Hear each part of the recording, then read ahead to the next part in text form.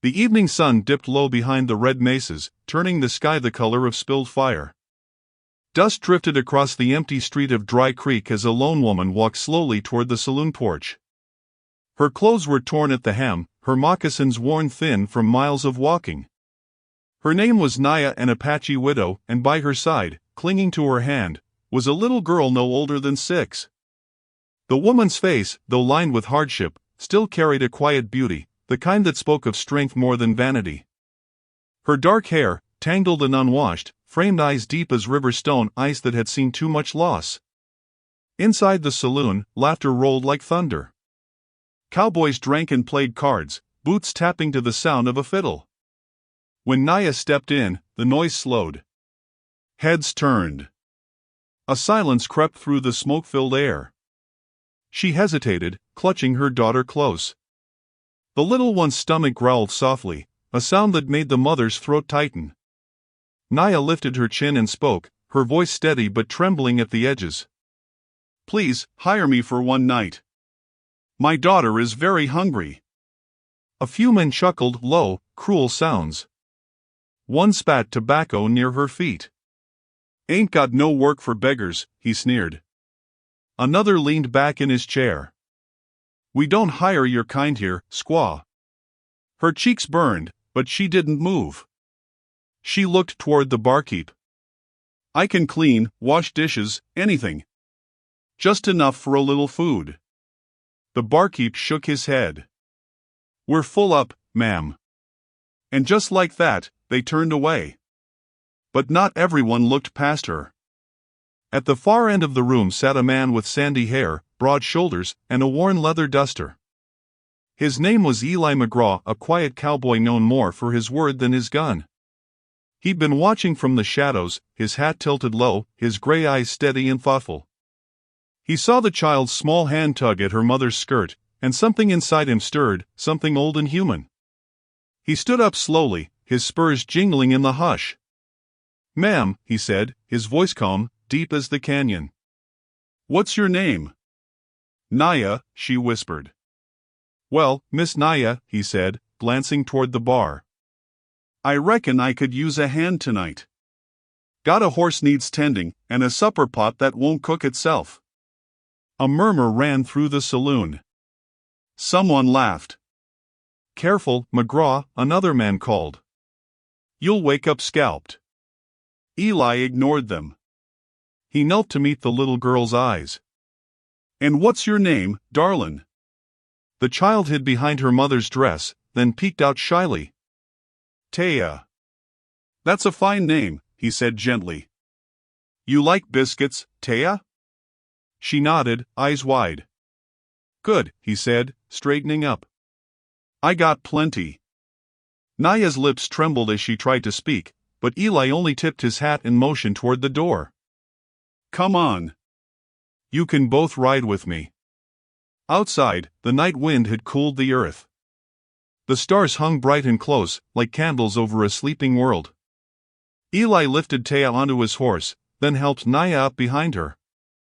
The child's laughter, small and fleeting, broke the heavy silence of the road. They rode through the sagebrush till they reached his cabin at the edge of the hills. It was small but clean, with a porch and a steady fire glowing through the window. Inside, Eli set to work, stirring beans over the stove while Naya sat quietly near the hearth. The smell of food filled the room, warm and comforting. Taya's eyes followed every motion, her hunger too big to hide. When the food was ready, Eli placed 3 tin plates on the table. "Eat all you want," he said softly. Naya bowed her head for a long moment before she spoke. "I thank you, Mr. McGraw." "You didn't have to." He raised a hand. "Don't thank me till you've eaten." They ate in silence for a while, broken only by the clinking of spoons. Then, when Taya finally leaned against her mother's arm, full and sleepy, Naya looked up. "My husband was killed 2 winters ago," she said quietly. "The soldiers came to our village, took everything. I walked 3 days to find help." Eli nodded, his eyes dark with understanding. "This land's been hard on too many folks. But you'll find there's still kindness left in it." She studied him, the firelight flickering across his weathered face. "Why did you help me?" she asked softly. He leaned back in his chair, thinking. "My ma was Cherokee," he said after a long pause. "Used to say no man's worth the boots he wears if he can't feed a hungry child. I reckon she was right."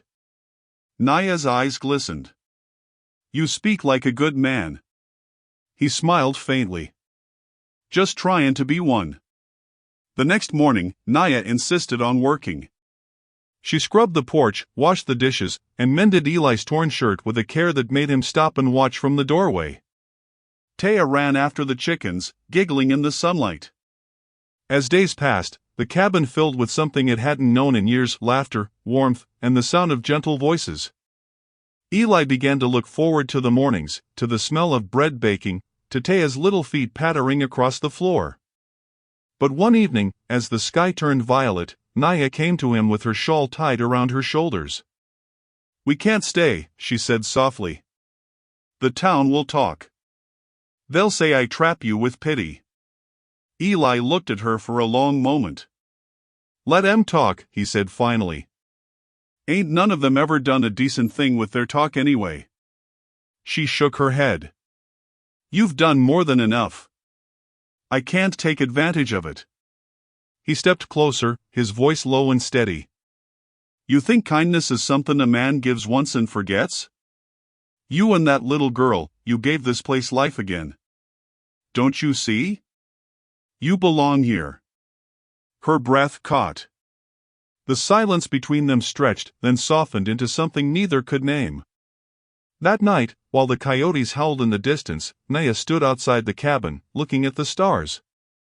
Eli joined her, a blanket around his shoulders. He pointed toward the horizon. "See that one there? My ma used to call it the guiding star. Said it always points home." Naya smiled faintly. "Then maybe it led us both here." The months that followed were kind. Naya helped tend the horses, taught Eli words in her language, and sang to Taya by the fire. The people of Dry Creek, though slow to change, began to soften. They saw the widow and her child walking into town beside the quiet cowboy, and for once, no one dared to sneer.